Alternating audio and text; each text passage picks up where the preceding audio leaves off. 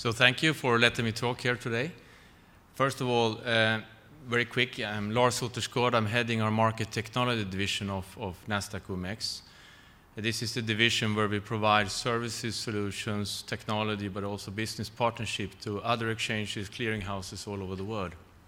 So my presentation will be a bit angled to that direction and not talking so much about our own exchanges and what we're doing to broaden our business, even though anything we do with external customers come from what we do internally. So everything we do here, we also do internally.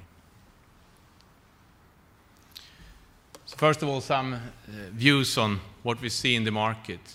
It continues. It's not a radical change we see, but it's an increased pace of the change that we see in the market. We see the competitive pressure growing. The globalization is making it harder and harder for many of our customers, clients, and partners. And that creates a need for cost-effective solutions.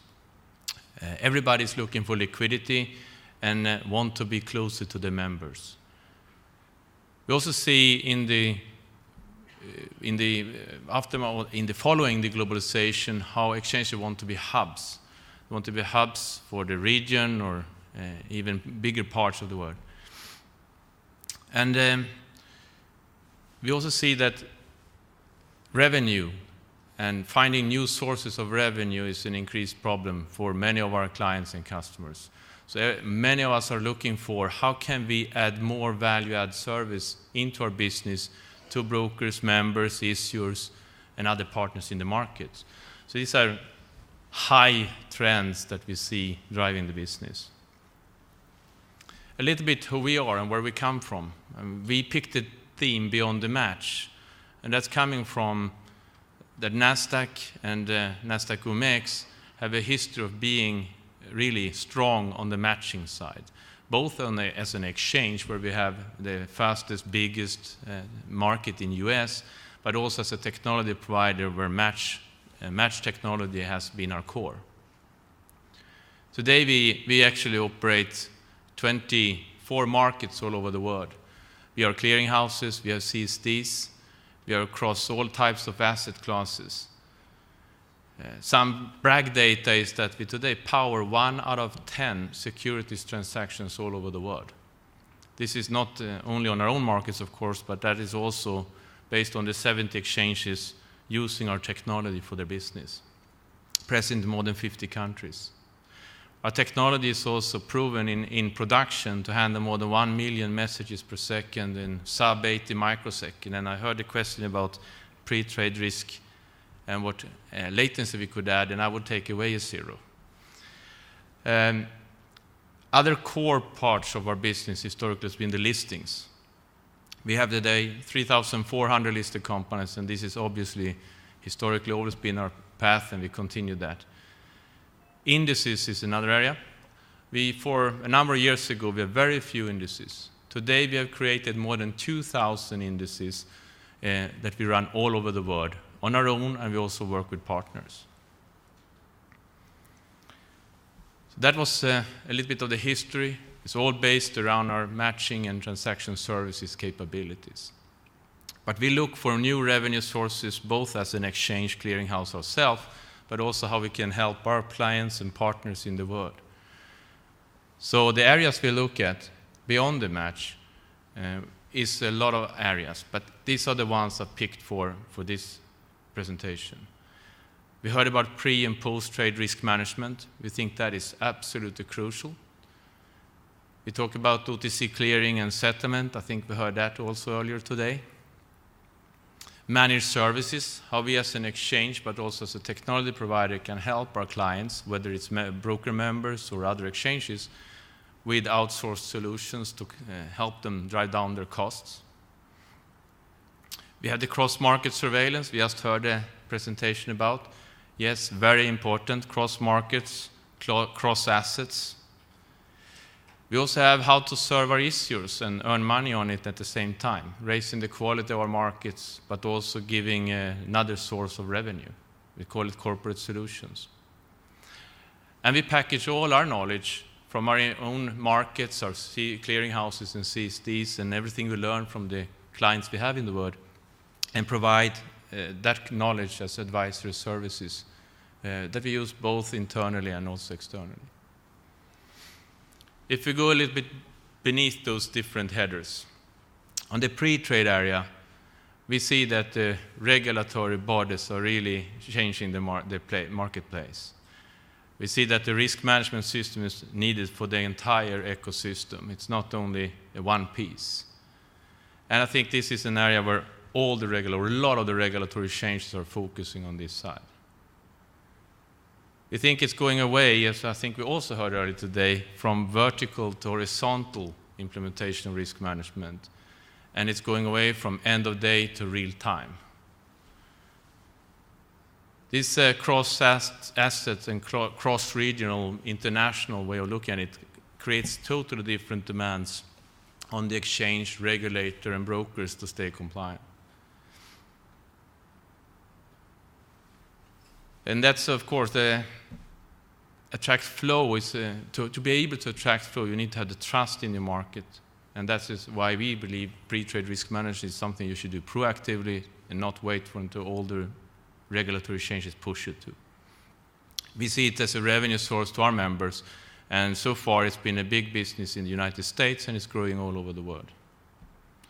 Again, this is crucial for the brand of your market and your own company. We offer this to both markets and brokers, by the way. On the post-trade side, you see a couple of areas. Of course, we talked about OTC derivatives earlier, and that is an area where we invest a lot, both as a technology provider but also in our own business. So we have up and running OTC derivatives clearing in the Nordics and also in IDCG in the United States. Also on the post-trade side, we see the risk management being of increased importance. That and the surveillance of markets. The globalization, again, drives a totally different ability to look into the market and what is happening. And you have to understand what is happening in equity and the derivatives of a product at the same time in cross markets. It's becoming quite a complex exercise. So in this area, we have solutions both for OTC derivatives clearing space as well as for risk management and surveillance, both in marketplaces, brokers, and in surveillance case also regulators. Managed services. It's another area where Nasdaq OMX see a growing opportunity. We think that our members are interested in finding cost-effective solutions, whether it would be a hosted cloud for reference data or if it is managing other parts of the operations.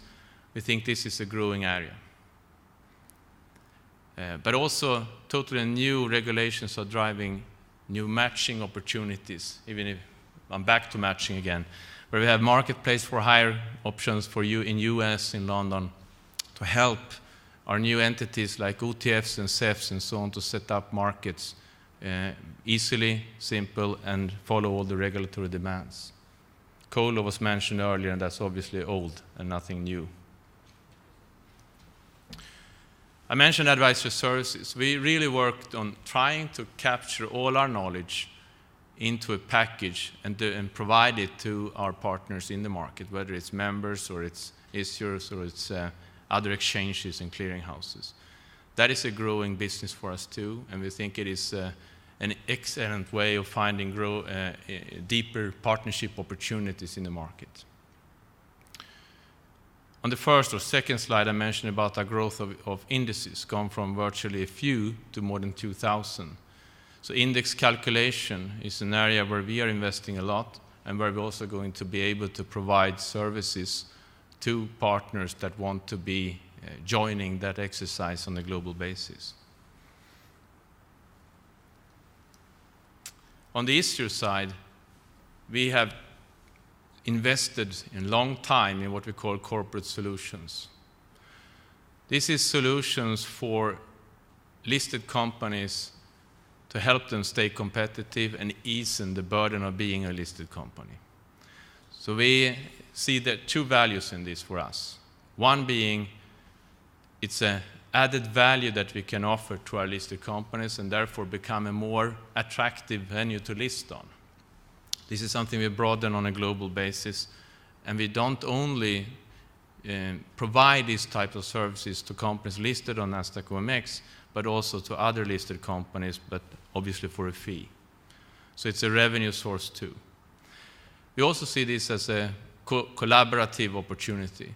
We think that other markets globally would benefit from having these type of services to their issuers, and therefore we're happy to provide them on a white labeling basis in a partnership.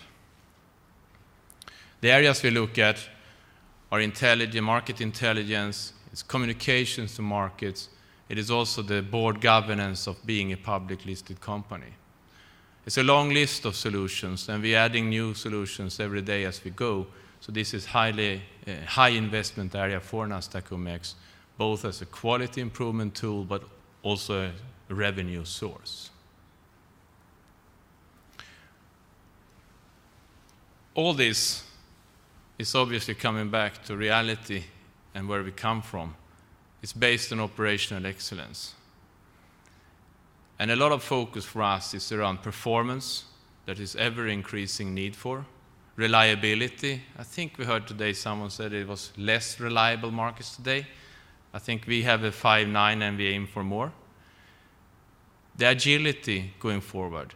With all the changes in the world, you need to be able as an organization and and your technology to capture the opportunities and very flexible meet the new demands, whether they're regulatory or new business opportunities.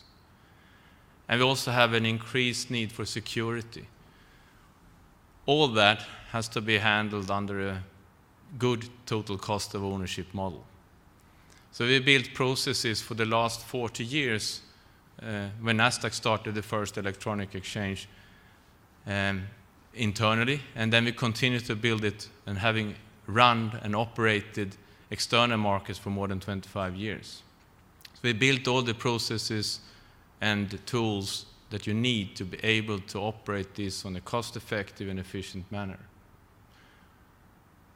So in short, what we try to do in Nasdaq OMX and what we also try to provide to our clients and partners in the markets are an end-to-end chain of solutions where we can look at together with our members and with our clients what areas should you be doing yourself and what areas could Nasdaq OMX help you be doing. And we think we have a model on how to implement and run that together with you to drive down your cost and increase your qualities. So that was the short pitch on where we are heading and what we are looking on right now beyond the match. Thank you.